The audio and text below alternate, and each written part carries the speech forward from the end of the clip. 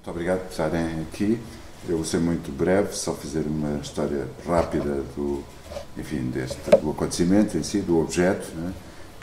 É preciso dizer que é uma iniciativa do Colégio das Artes da Universidade de Coimbra, né? Que nesta relação que o Colégio tem vindo a ter com as edições Almedina, o livro surge na resposta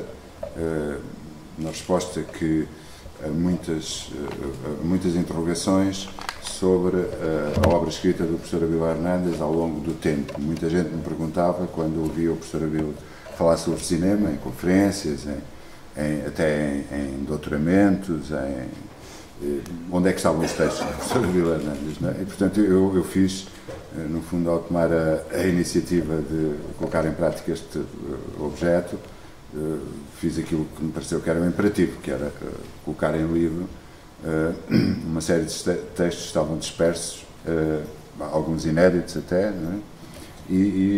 Enfim, ajudei a coordená-lo, e o professor Abílio criou esta narrativa, ou seja, quer dizer, o livro, eu já o disse noutra ocasião, o livro não é só um conjunto de textos dispersos, não é? Mas é construído com base numa narrativa que de alguma maneira corresponde a alguns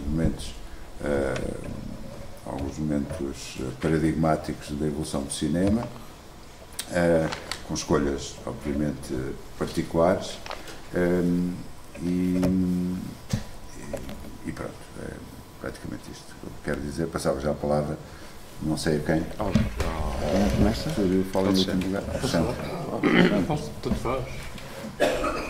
Boa tarde a todos e a todas. Tenho o maior prazer em estar aqui, sobretudo numa situação em que vou falar de uma obra do Abílio, do amigo de Coimbra. Eu também dei aulas em Coimbra. E queria dizer que provavelmente o meu texto será... Eu sou sempre exagerado, não é? Será um pouco exagerado no desenvolvimento dos conceitos, portanto tem que dar uma distância, tem que dar um certo desconto, digamos, àquilo que eu, antes de mais, que evidentemente que queria agradecer, depois dos agradecimentos que fiz ao meu caro amigo Abílio, não é? Confiança, que eu acho que é seguramente irrefletida, que colocou nas minhas mãos a incumbência de apresentar o livro, que eu achei inicialmente, fiquei atrapalhado mal, olhei para ele, com o título enigmático, Dar a ver o que nos cega, e que tive o desplante, apesar de tudo, de ir interpretando. O título, eu gosto imenso de títulos, de interpretar o título. O cinema é um veículo essencial para vermos a realidade que nos cega. Este é o título, é o tema do vídeo. Eu diria, acrescentaria, corajosamente, digamos, eu diria que não é só o cinema, mas qualquer forma de expressão artística. No entanto, isso no cinema é mais evidente, porque nos mostra imagens que, embora ficcionadas, são retiradas com aparente objetividade do próprio real. São pessoas e sítios. De facto, o cinema retrata o real utilizando a sua própria imagem, a sua dele real. E isso tem muita força, como afirmação de uma realidade que o cinema não parece ser apenas mediador, por nos aparecer como sendo ele próprio real. O cinema aparece-nos muitas vezes como sendo ele próprio real, como substituto do próprio real. O neorrealismo levou esta ideia muito longe, ao recusar os cenários artificiais e tantas vezes os atores profissionais. O interessante, para mim, é que a obsessão do real no neorrealismo muitas vezes se afasta mais da vulgarmente chamada verdade, a autenticidade, do que quando se filma num cenário de cartão, com temas que podem ir da mais trágica violência racista, xenófoba ou de classe, até à da mais trágica violência da incomunicabilidade dos seres humanos, o que é exatamente o mesmo. Este é, sem dúvida, um dos grandes equívocos que nos legou ao neorrealismo. Eu pertenço a uma geração que tentou ultrapassá-lo, não sei se bem-se mal. É um dos grandes equívocos que nos legou ao neorrealismo, dominado pela positividade da mensagem. Para mim, o riso amaro de De Santis é menos real do que o sentimento de Visconti ou Pierre de Godard. Estes últimos, apesar de tudo, debaixo do fogo de uma certa crítica de esquerda, era, na altura, positivo escrever na Chardin contra os cahiers de cinema, quando era Bazin. Esta interpretação, quiçá abusiva do título, funcionou para mim como uma chave de leitura de todo o livro, e que vou tentar comentar, e que contém, brevemente, desde já, e que contém, diz-nos o seu autor, escritos sobre cinema. A mim não me parece que se trate de uma coletânea de textos de crítica cinematográfica. Nem método, nem terminologia a aproximá-los da crítica clássica, o que o torna um objeto heterodoxo, de leitura muito exigente e, por vezes, muito difícil para quem não tem, como eu, a cultura do seu autor. Devo confessar que não o entendi completamente, porque o seu riquíssimo sistema de referências, em muitos casos, não encontraram em mim qualquer eco por culpa, obviamente, da minha ignorância. Trata-se de um livro singular, cujos textos têm vários extratos, que vão tornando de camada em camada que se vão tornando de camada em camada mais enigmáticos, ou em processo contrário mais transparentes. Muito poucas vezes se fala diretamente de cinema, tendo sempre como aparente centro protagonista das suas reflexões. Essas reflexões têm um âmbito disciplinar de fronteiras esfumadas, sem muros nem vedações elétricas como se usa. Não se entende, nem interessa entender, se são do âmbito, os textos, se são do âmbito da sociologia, da arqueologia,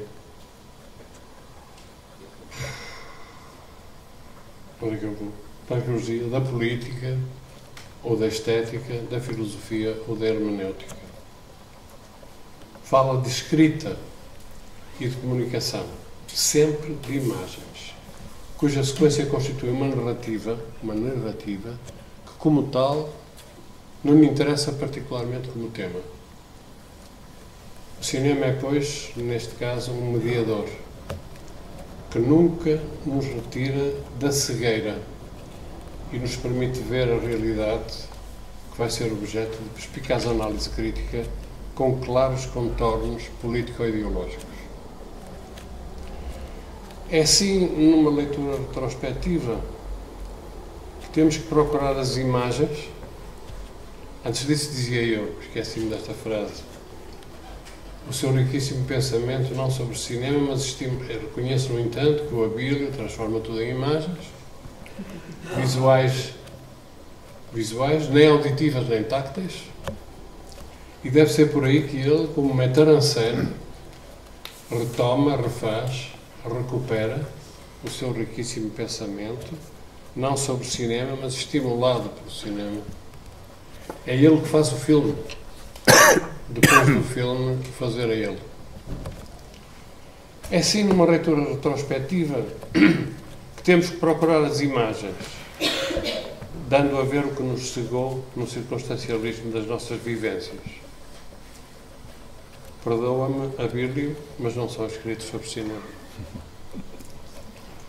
E apesar da paixão que tenho por ele, cinema, também pelo Abílio, neste caso é pelo cinema, síntese de todas as artes, não acho, ao contrário do autor, e exagerando, que tudo nos é dado por cinema.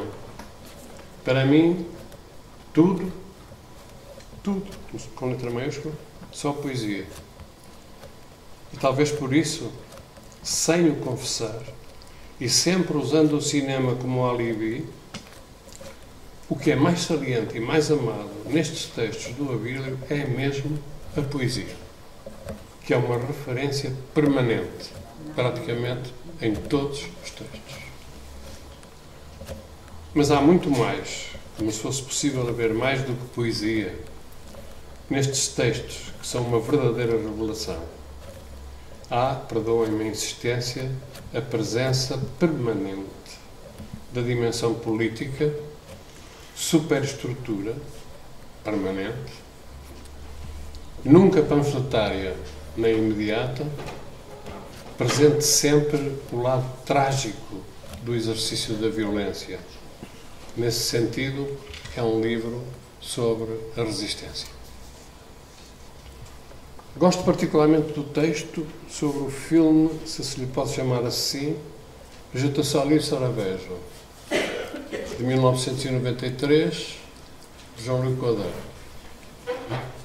Disse o Abílio: ao interrogar o mundo que perdeu a memória, é a mim, escreve o Abílio, espectador, a cada um de nós, que Godard dá corpo ao ato político de não esquecer, para que sobre essa perda que é do mundo eu possa construir a minha própria memória. Se recusar e optar por esquecimento, perderei também fatalmente a lição do cinema que eu sei de cor, que tenho nos olhos e transporto no corpo. E vou terminar com algumas palavras que retirei de um outro texto que escrevi há tempos sobre um teórico de arquitetura, porque se aplicam bem ao autor do livro, que tem a honra de comentar. Mudei apenas o nome do personagem, passou a Abílio, e a matéria disciplinar da arquitetura passou a cinema. E digo assim, para terminar, apesar das dúvidas que fui levantando, exagerando, obviamente, para enfatizar a minha ideia, eu tenho que reconhecer que o Abílio também é um teórico de cinema. E pertence, como deve ser, ao âmbito cinematográfico que está analisando. É deste âmbito que ele atua, mesmo quando pretende estabelecer uma distância que lhe permite uma maior objetividade. A realidade revela-se tal como a interrogamos. A realidade depende da forma como a interrogamos, não é qualquer uma. E por isso não é um valor absoluto. E por isso, se pretende que as respostas tenham algum sentido, não podem formular-se a partir de um espaço abstrato, mas têm que ser formuladas num lugar concreto. O que aconteceu, penso, é que de uma interpretação forçada de uma realidade aparentemente universal, o Abílio passou a uma realidade específica, com um intento obstinado e comprometido, não de comprovar a sua teoria, mas de tentar militantemente resolver os problemas daquela realidade de onde ele nos fala e daquele lugar. As perguntas e algumas respostas vão surgir assim do interior de uma história que não está congelada no passado, mas que é concebida como um processo constituído por passado, presente e, obviamente, projeto de futuro. Sim, Abílio, é verdade que o real nos cega. Sim, Abílio, é verdade que o cinema é para dar a ver o que nos cega. Muito obrigado.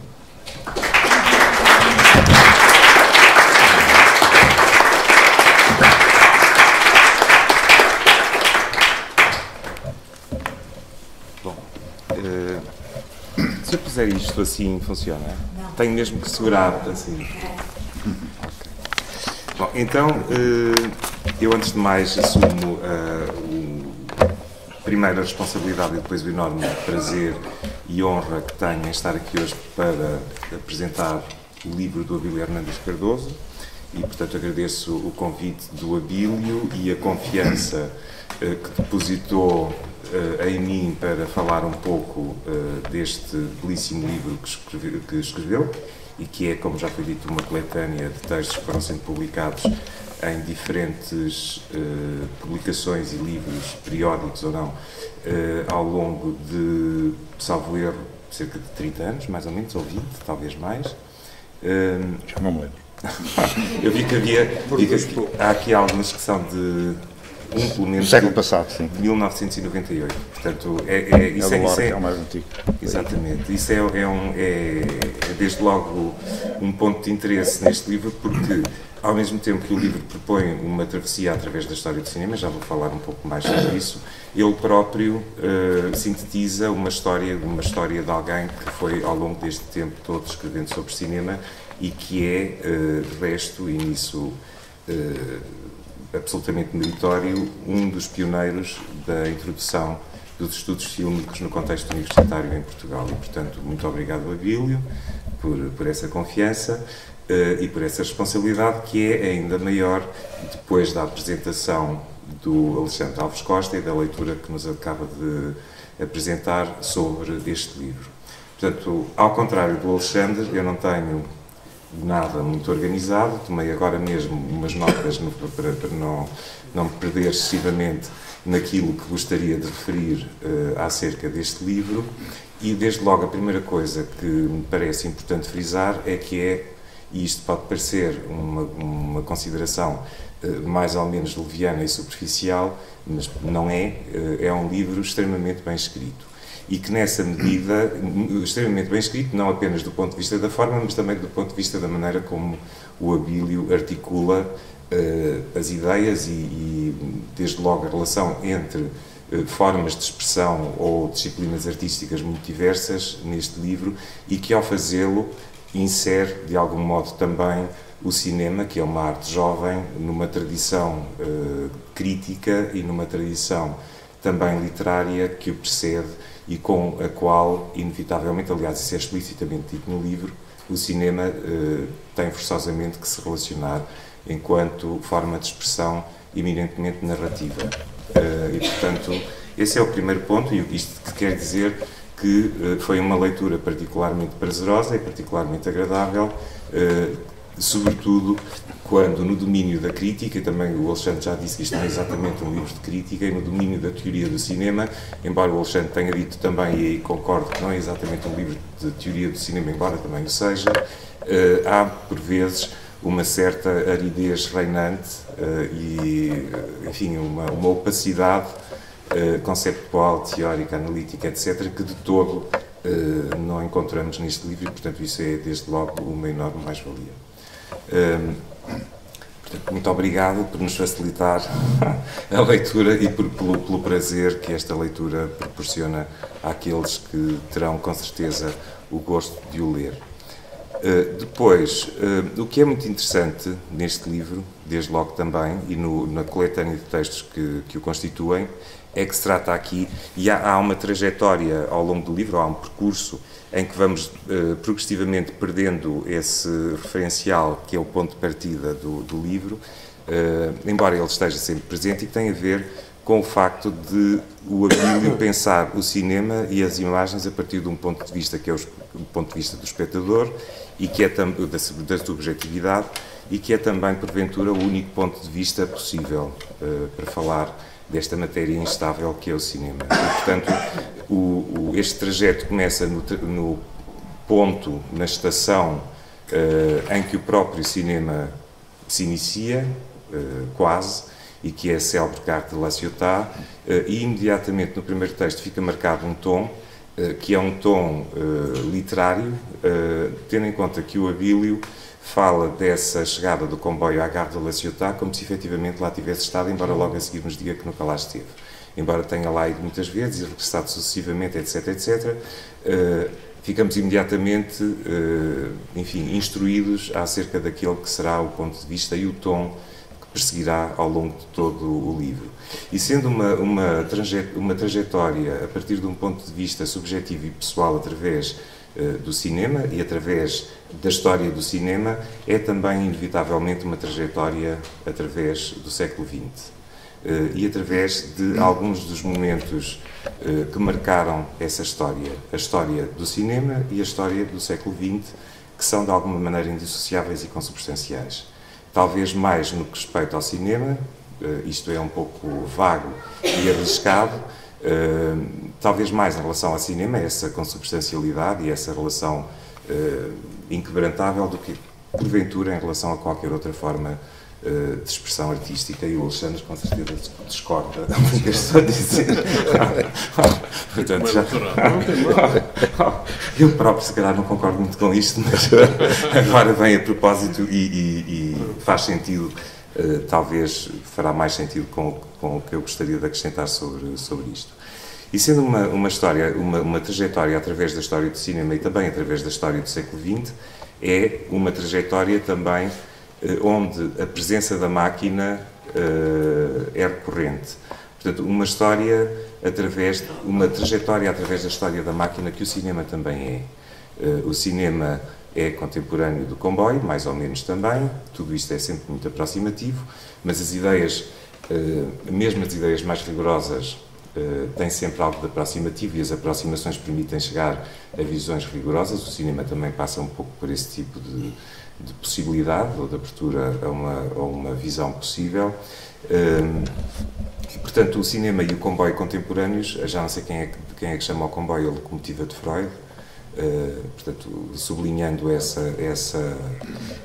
contemporaneidade e essa partilha de berço, de alguma maneira, é uma trajetória também através da técnica, que a linguagem cinematográfica também é, e também uma trajetória através do modo como o cinema foi assumindo, pelo menos nos melhores dos casos, um compromisso com essa história que foi registando, e registando no sentido do mnemónico do termo, isto é, o cinema como algo que, relacionando-se diretamente com o real, o Alexandre falou disso, de algum modo o fixa, sendo o cinema uma forma de expressão, uma arte que lida com as imagens em movimento e que o arquiva e que nos permite olhar para o passado que vemos transparecer nessas imagens em movimento e que nos permite, nessa medida, ter um olhar crítico ou uma possibilidade de interpretar e interpelar esse passado criticamente. E, portanto, o Abílio, percebemos, através da leitura dos textos que constituem este livro, que o Abílio olha para as imagens, olha para os filmes, olha para o cinema e para o modo como o cinema se foi relacionando e foi dialogando com essa história, pode-se dizer, trágica do século XX, e já vou precisar essa questão também, de uma forma politizada e assumindo ele próprio um compromisso que também não é muito frequente. E, portanto, nesse sentido, há neste livro algo que é, enfim, que é comovente, é a palavra, e que tem a ver com esse compromisso com a história, com o compromisso com os outros e com uma postura, a procura de uma postura que é política e, nessa medida, uma postura que assume a responsabilidade que nos cabe a todos e cada um, e que cabe também ao cinema, inevitavelmente, na maneira como olha para a história, para o real, e enfim. Sendo uma trajetória através da máquina e através da técnica, ela conduz-nos a um dos momentos em que o cinema foi, de uma forma mais radical, posto à prova enquanto uma máquina com potencial crítico e enquanto um instrumento de representar, e essa é uma longa questão à qual o Abílio não se furta e que, no fundo, escreveram-se rios de tinta sobre esse problema, e que tem a ver com a tal representação, ou com o dar a ver aquilo que nos chega, com a representação do irrepresentável, do inimaginável, do infigurável, daquilo que, apesar de tudo, como o Didier Bergman propõe e o Abílio Hernández convoca, são ainda imagens, e que, no fundo, respeita a um momento em que foi posta em prática uma tecnologia da morte, ou uma maquinaria do extermínio. Estou a falar, obviamente, do Holocausto Nazi, e acerca da responsabilidade que o cinema foi convidado a ter, ou foi convocado a ter, face a esse momento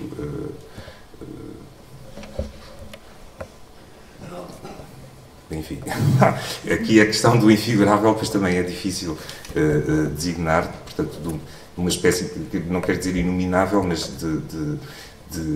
de algo que foi certamente terrível, podemos imaginá-lo, mas de algo que pode sempre repetir-se, e nessa medida o pensamento e o facto de não nos furtarmos à possibilidade de pensar esse momento parece-me também uma condição de base, uma condição necessária para estarmos atentos aos diferentes holocaustos e às diferentes formas de distinguir que fazem o presente, que fazem a atualidade e que estão à saída da porta. Não é?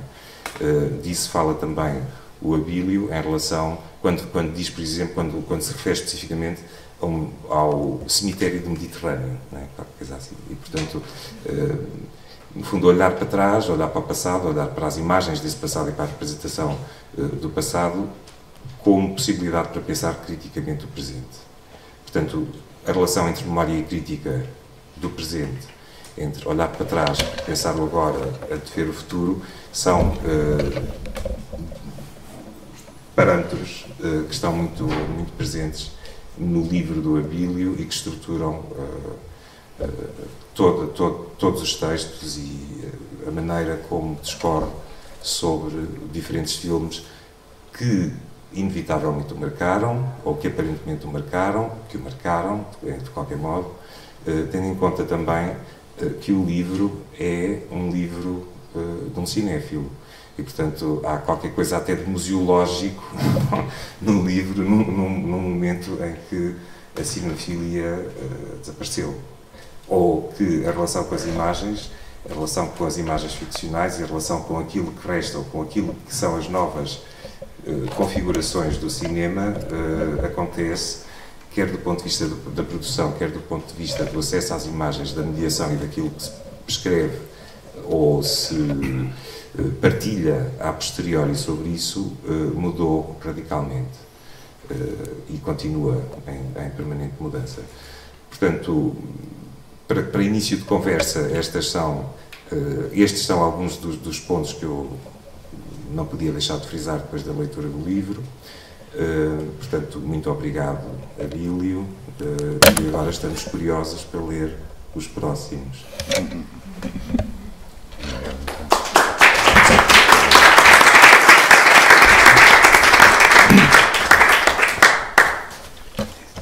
Muito obrigado pela vossa presença, por alguns reencontros que aqui tenho ocasião de experimentar. Muito obrigado, Manuela e João, pela disponibilidade, pela enorme simpatia, pelo privilégio de me fazerem descobrir estes espaços, estes 3 espaços, porque eu não conhecia. Diria, ninguém é perfeito, não se pode conhecer tudo, mas realmente culpo-me de ainda não ter vindo aqui antes. Esta é a primeira, não será seguramente a última. E, não só por espaços em si, mas porque eu aprecio fundamentalmente um projeto cultural que tenha a si ligada umbilicalmente a responsabilidade social. E este é um projeto que é nitidamente um projeto cultural, um grande projeto cultural, com uma enorme responsabilidade social. E isso é algo que eu percebi que fiquei a dever à Manuela e ao João. Muito obrigado pela vossa disponibilidade.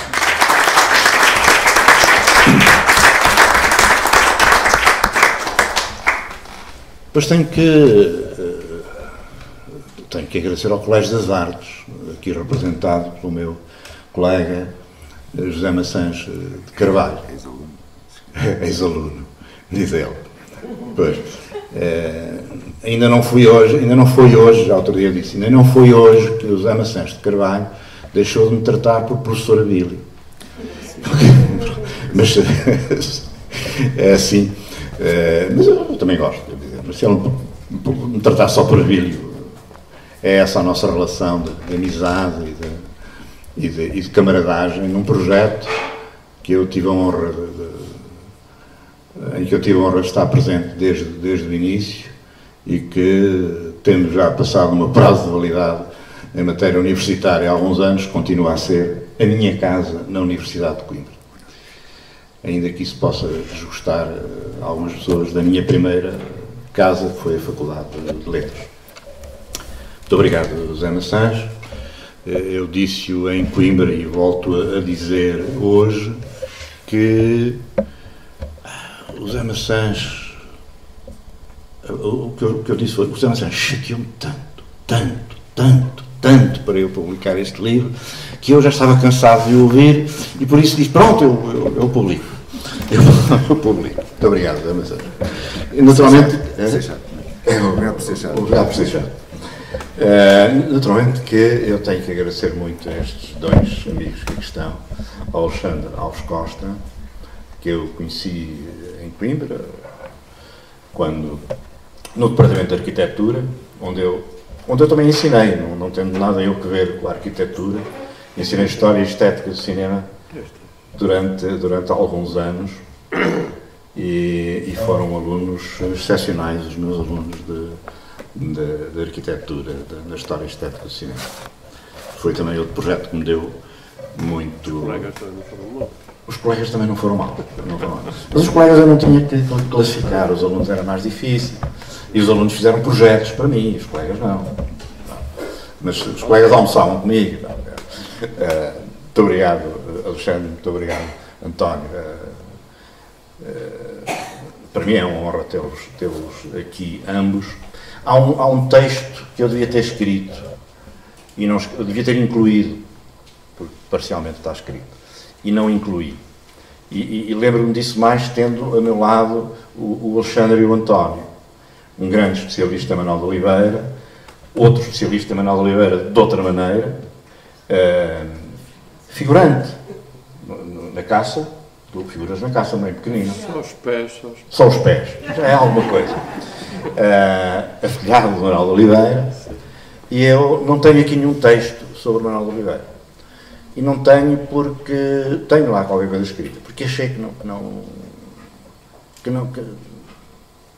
o Manuel de Oliveira merece muito mais do que aquilo que eu já escrevi.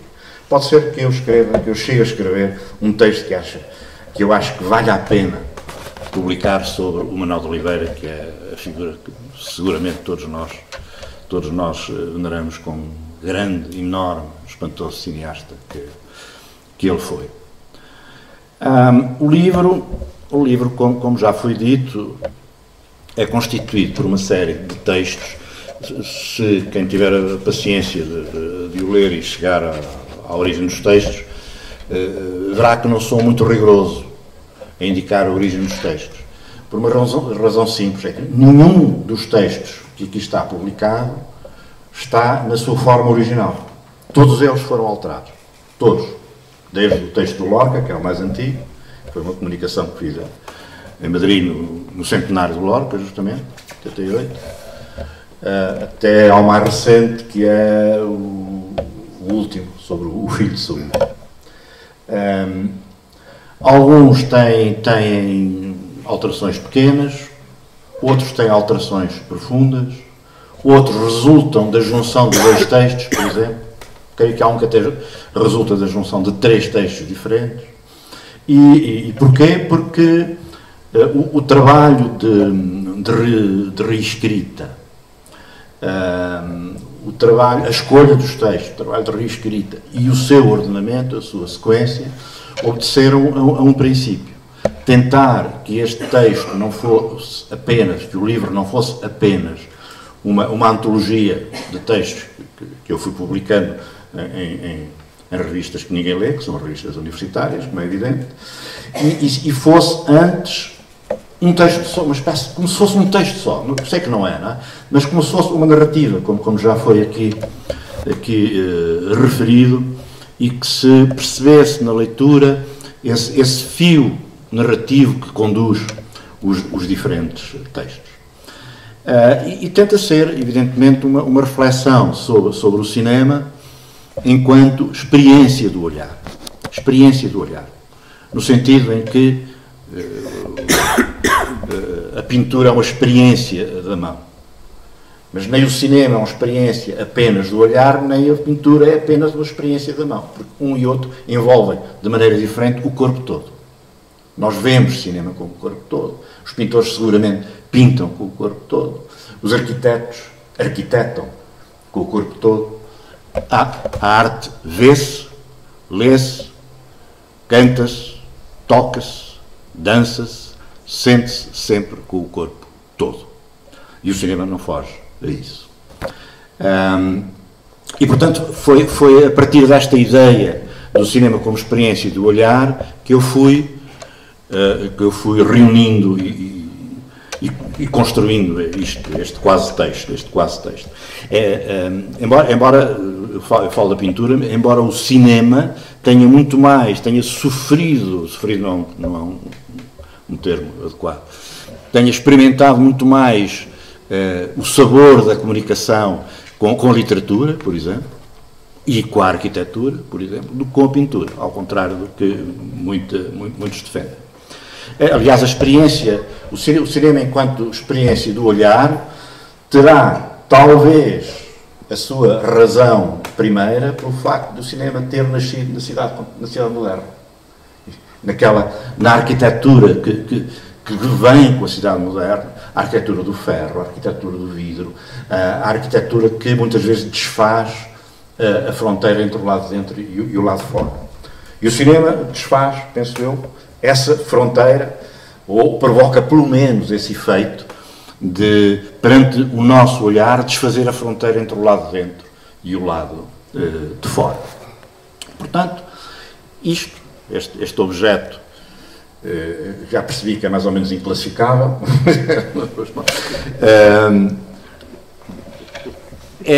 eu quero vê-lo com o meu olhar subjetivo, sim, por isso que eu cito-lhe o Jean-Louis Schaeffer, e como o olhar que me acompanhou, me vai acompanhando ao longo dos tempos. E por isso esta reflexão é feita a partir de um lugar específico, o lugar que eu nunca abandonarei em relação ao cinema, que é o lugar do espectador. É o lugar do espectador, é o lugar a partir de onde nós olhamos. O lugar do espectador é aquele em que nos sentamos cada vez que assinamos um contrato com um filme. Porque ir ao cinema, ver um filme é assinar um contrato. Um contrato que, entre quem e o quê? Entre o cinema e nós, naturalmente. E o gesto inaugural do cinema, ou pelo menos aquilo que o David Griffith entendeu que era o gesto inaugural do cinema, é mostrar, fazer-vos ver, to make you see, é o que ele escreve num texto de 1913. E, portanto, esse contrato faz entre um primeiro olhar, a olhar que nos mostra alguma coisa, porque um filme é ele próprio resultante de um olhar ou de vários olhares, não é? E o nosso. E é preciso pensar que espécie de olhar é esse que o filme traz consigo e nos propõe. Com que olhar nos convoca? O que é que me mostra esse olhar? E de que modo o filme, o cinema, portanto, me mostra aquilo que me quer mostrar, aquilo que quer dar-me a ver. Ou seja, de que forma é que cada filme me interroga. Eu creio que, nunca contei, mas acho que faço lá muitas perguntas ao longo do livro e não respondo. Não respondo porque não tenho resposta, quer dizer, sobretudo porque aquilo que mais me interessa no cinema, ou na arte em geral, é esse ato de interrogar. São as perguntas, é isso que a arte faz, é fazer-nos perguntas, é interrogar-nos. Não é propriamente, eu não diria que o cinema mostra o real. Eu diria que o cinema provoca, tem essa capacidade que a imagem tem de produzir um efeito de realidade, que é uma coisa muito diferente do real. O real eu não sei o que é. E o cinema também não sabe. E nenhum de nós sabe o que é o real. A arte também não sabe, mas interroga o real, ou interroga, melhor dizendo, a nossa relação com o real, seja ele qual for. Para interrogar a nossa relação com o real, naturalmente que usa os dados de uma determinada realidade, que pode mudar, que muda de cineasta para cineasta, que muda de filme para filme, que muda de espectador para espectador. Cada um de nós constrói uma determinada realidade. O real fica sempre para além do alcance possível. Do alcance possível. E o que permite que a arte não se esgote, não canse, não desapareça, é justamente isso, é perseguir um real que fica sempre para além daquilo que é possível perseguir. E é por isso que, no cinema, como em qualquer arte, nós, enquanto espectadores, também nunca podemos ter a pretensão, a ambição ou a veleidade de dizer este filme significa isto, aquele quadro significa aquilo, aquela casa significa isto. Não é? Perseguimos sempre isso também. Cada vez que lemos um livro, cada vez que vemos um filme, diz isto, normalmente dizemos, é sobre, no cinema é um filme sobre, não é? Porque vamos à história e dizemos, é um filme sobre. Mas depois temos essa ambição, significa isto. É apenas uma hipótese, nunca chegaremos lá aos sentidos finais, porque são inesgotáveis, como é evidente. O António disse, e bem, que este livro também é o livro de um cinéfilo.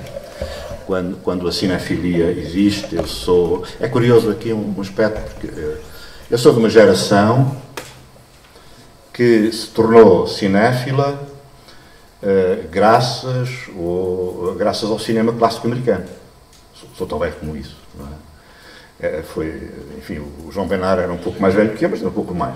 É essa geração, essas duas gerações, que nascem para a ideia de olhar o cinema e de sermos fascinados pelo cinema, com o cinema clássico americano, que vai até anos 50, digamos. E, curiosamente, só tenho um texto que trate de filmes americanos. E, curiosamente ou não, é o texto sobre o filme noir.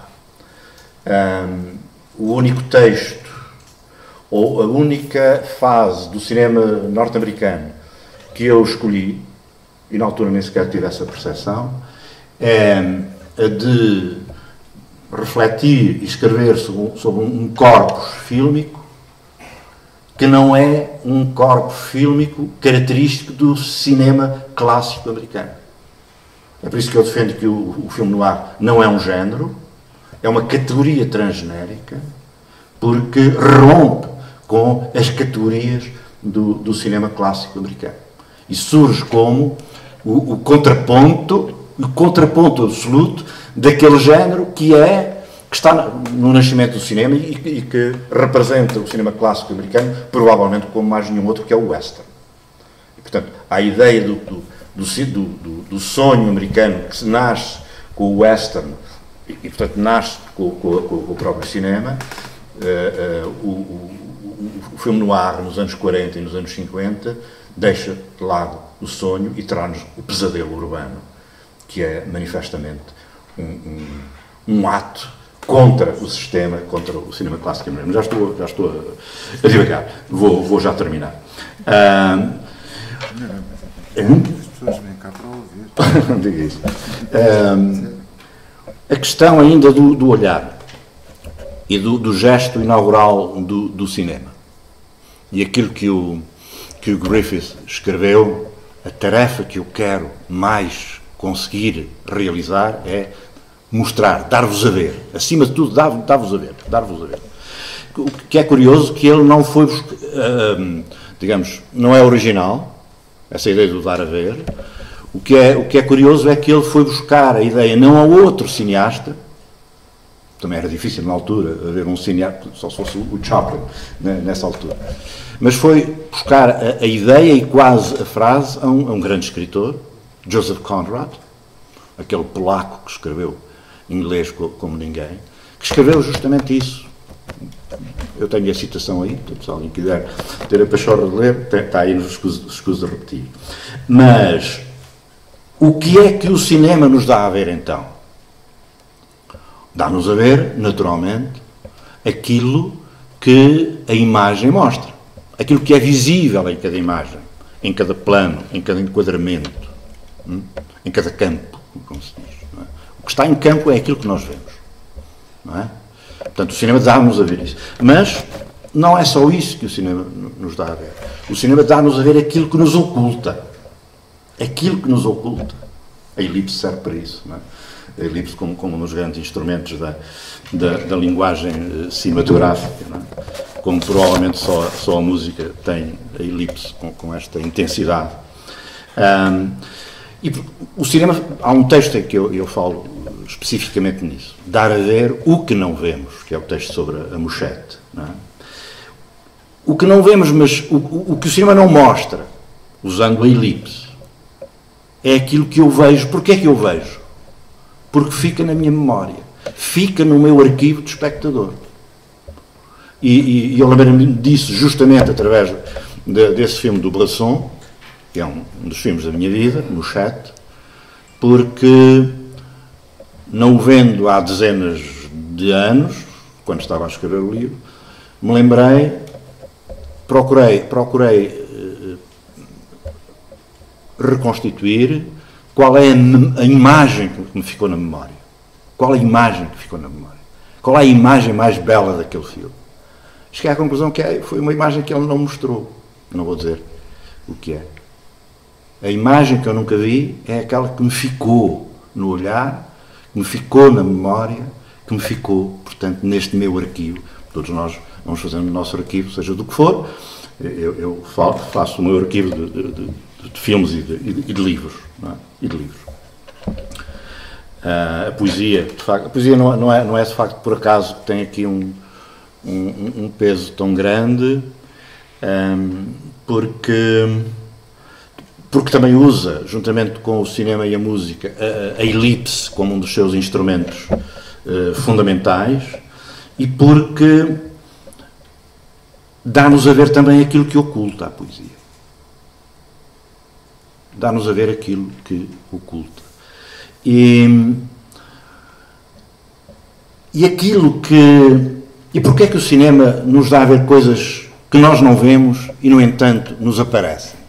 Porque a arte funciona como uma espécie de aparição, de desvelamento. Não é? Desvelamento da linguagem, de aparição.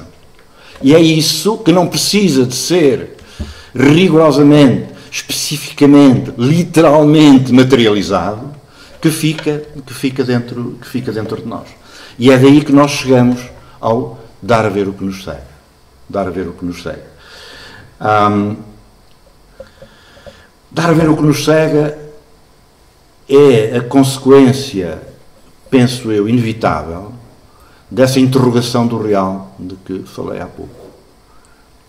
Esse real que nós não sabemos o que é, mas que tem um peso tão grande na nossa realidade individual ou coletiva, que é aquilo que nos cega. Se calhar é por isso que nós não vemos o real, é porque ele também nos cega. O cinema dá-nos a ver aquilo que nos cega. E dá-nos a ver aquilo que nos cega, interrogando o real, seja ele qual for, interrogando o estado da nossa relação com o mundo, confrontando-nos com isso. No fundo, confrontando com a morte, se quisermos.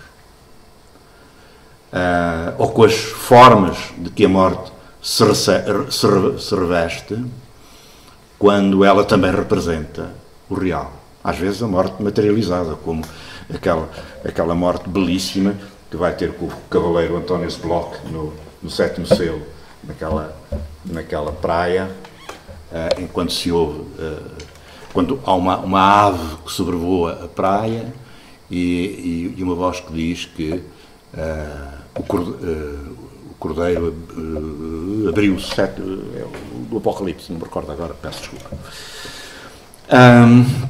E, portanto, o dar a ver o que nos segue é confrontar-nos com isso. Confrontar-nos com a morte, confrontar-nos com os limites da nossa condição humana, que é frágil, como nós sabemos. É confrontar-nos com a catástrofe. E a catástrofe é o termo que, se calhar, mais adequado para designar o capítulo final, não é? Que é sobre o Holocausto. Eu uso Shoah em vez de Holocausto. Não é? São ambos termos de origem judaica, mas o Holocausto tem uma conotação religiosa de punição, que tem que ver com o sacrifício de Isaac pelo Abraão, e Shoah não tem essa conotação, ou pelo menos não a tem tão forte. Não é? E o ato terrível, a grande catástrofe da nossa história moderna e contemporânea, da nossa história, se quiser, em que milhões de pessoas foram assassinadas, em que a humanidade foi separada de si mesma, não tem que ver com nenhum ato de punição ou de lavagem de pecado, porque os que foram assassinados não cometeram nenhum pecado e, portanto, o seu assassínio não é propriamente um holocausto, é uma catástrofe, de facto. Eu uso o Shoah, que não se usa em Portugal, usa-se praticamente só em França e pouco mais. Nos países de língua anglo-saxónica não se usa Shoah, usa-se o Holocausto.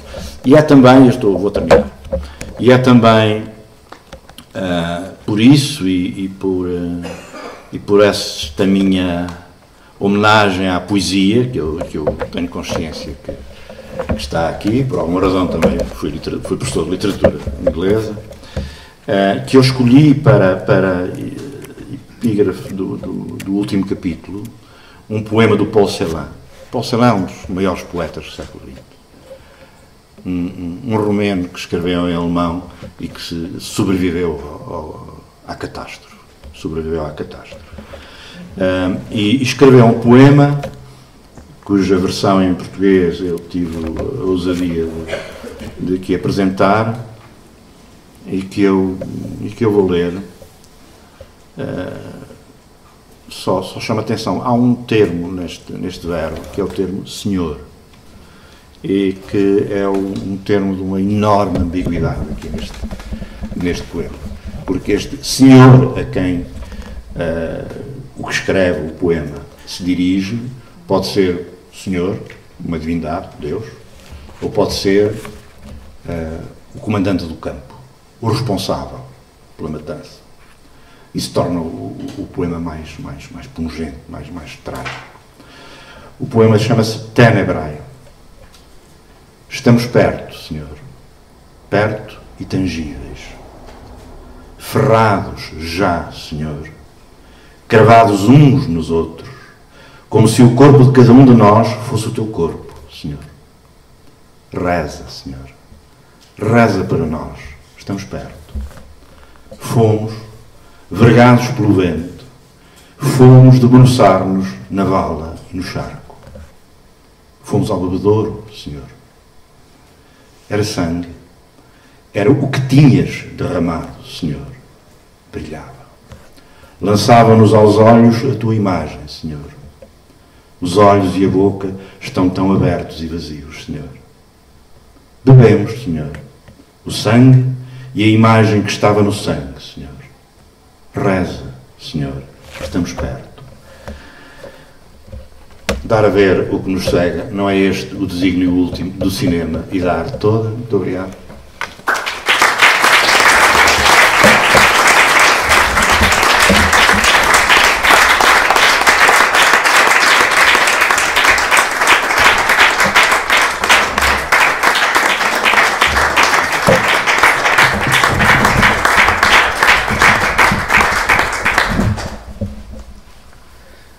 Esqueci-me de dizer que o Manuel de Oliveira está aqui mais presente por esta senhora que está aqui, que eu via... não era... Sim, no Manuel de Oliveira havia, mais que uma vez no Manuel de Oliveira, e havia há dias na Portuguesa.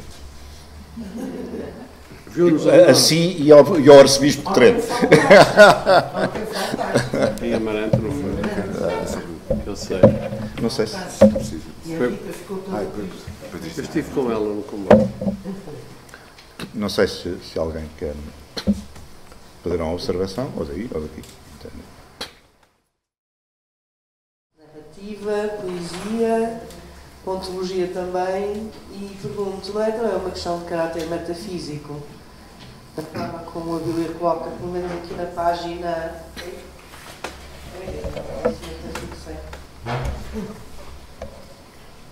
Veio a propósito da forma como termina aqui o texto sobre o Édipo, do Pasolini. Oh, caramba, onde é que isso está? Aqui. O sentido último das coisas e do mundo permanece misterioso, insondável. Desejamos conhecê-lo, mas tememo-lo. Repito a pergunta inicial. Será possível ver sem cegar o sentido das coisas? Ou não haverá nada para ver além das coisas, a não ser o que se aloja ou se esconde naquele espaço indefinido de silêncio, num lugar inatingível, portanto? Isto não é também uma questão de caráter metafísico, cara Billy? Eu não sou nada metafísico, mas rigorosamente nada metafísico. E sou tranquilamente não metafísico. O que eu sou é fascinado por uma transcendência da arte. A transcendência da arte não tem que ser necessariamente metafísica, não é? Ou religiosa, não? No sentido. Este filme, o filme que aqui está, eu gosto de todos, obviamente, mas A Mochete, por exemplo. A Mochete é um filme feito por um crente. O Bresson era um crente. E aquele final, o final da Mochete, aquele último plano, com um plano aproximado das águas rasas e mansas daquele ribeiro, acompanhado pelo Magnificat do Monteverdi, é obviamente um texto de um homem crente que nos fala da ascensão de uma menina, naquele caso. Eu não preciso ser crente, não preciso ser metafísico para sentir a beleza daquilo, não é? Não preciso ser crente, que não sou, nem metafísico, que também não sou, sem nenhum esforço, nenhum Deus, para sentir, digamos, essa passagem que a grande arte, cinema ou outra qualquer, a certa altura nos revela ou nos incita a sentir, pelo menos. Se percebermos, tudo bem, se não percebermos também não tem importância nenhuma. E isso, não sei como chamar-lhe, não é metafísico, é prazer. Não é prazer. Não, já agora é curioso que já pensei várias vezes nisso, porque não sendo eu crente desde os meus 14 anos, 15, foi quando descobri um salão de bilhar no Montanha, lá em Coimbra, que eu percebi que era ali que eu me sentia bem. Sim, porque eu ia, bom, tinha feito a comunhão solene, as coisas todas, e depois troquei um espaço por outro. As bolas de bilhar eram mais palpáveis, eram interessantes. Desculpem. Mas é curioso que, portanto, sendo eu tranquilamente, não tenho crises de angústia existencial em relação à morte, depois da morte muito menos, não é? Não tenho angústias não tenho as angústias do Cavaleiro António Bloch do sétimo selo, porque sei que me aconteceria o mesmo que aconteceu ao António Bloch do sétimo selo, que queria falar diretamente com Deus. Bom, Deus caracteriza-se pelo silêncio, não lhe apareceu, foi a morte que lhe apareceu. Portanto, não tenho isso. Mas é curioso que quando muitas vezes nós pensamos que emoções estéticas, chamemos assim, é que cada um de nós já experimentou na vida. E há momentos que nós experimentamos. Quando eu vi, ou ouvi, ou li qualquer coisa, uma emoção que eu não posso esquecer. E quando eu penso, bom, calham sempre duas que eu não posso esquecer e que se calhar te levariam a dizer, o Abílio é metafísico. Uma delas foi a entrada na Mesquita de Córdoba. No dia em que entrei, na tarde em que entrei na Mesquita de Córdoba, estava muito mais calor ainda do que hoje, Fiquei completamente esmagado. Completamente esmagado. E fiquei lá até o funcionário dizer: peço desculpa, têm que sair os senhores porque a gente tem que fechar a porta da mesquita. E lá foi. E no dia seguinte eu estava lá outra vez. É a beleza indizível, não é? De tudo aquilo, daqueles 900 e tal arcos, tudo isso. E a outra, que reforçaria a tua dúvida quanto à minha metafísica não existente, foi um dia em que voltei ao Museu do Quadro para rever As Meninas de Velázquez, porque eu tinha escrito um texto sobre isso, que não está aqui. Eu lá vi As Meninas de Velázquez, fiquei ali meia hora parado a olhar para As Meninas de Velázquez, fiquei na mesma, provavelmente, não me recordo, mas vi As Meninas de Velázquez e não apenas uma fotocópia, uma coisa qualquer. E saí, eram horas, saí, e fui caminhando por um corredor grande, largo, e à direita havia várias salas mais pequenas, onde havia também quadros. E há um momento em que eu ia olhando para as salas, e há um momento em que eu olho e paro. E paro, subitamente. Paro e paro porque alguma coisa me prendeu. Eu não percebi de imediato o que é que me tinha prendido. Eu tinha feito parado e fiquei a olhar. Só percebi que era uma luz lívida. Uma luz lívida. E então, aproximei, entrei, e era um quadro que eu tinha a obrigação de conhecer, mas não conhecia, uma deposição da cruz do Henri van der Weyden. E a cor lívida era a cor do corpo do Cristo, que é a única, creio eu, figura diagonal, em diagonal, naquela pintura. Saí de lá com o coração cheio, mas não metafísico, não é mesmo? E, portanto,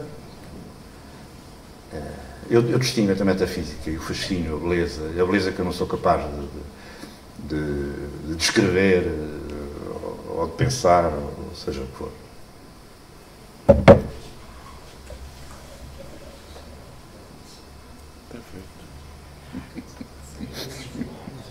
Perfeito.